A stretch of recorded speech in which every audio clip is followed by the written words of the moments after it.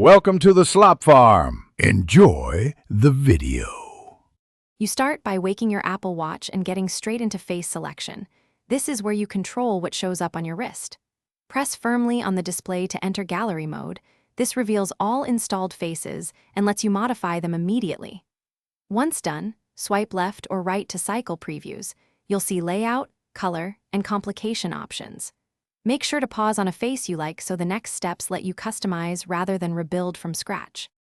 You now customize the chosen face to fit how you use your watch, because visuals and complications determine usefulness.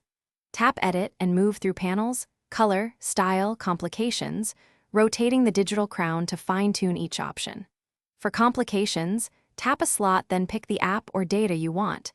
This gives immediate glanceable info like weather or timers.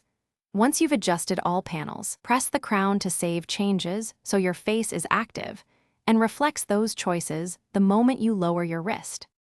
Finish by setting the face as active. Press the display or crown and it becomes your watch face instantly. This ensures complications and colors persist.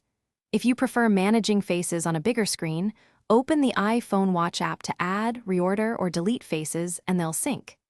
If something goes wrong, faces not saving or odd behavior, restart the watch, check for a watchOS update, and try again. That typically resolves sync or UI issues without losing your customized layouts.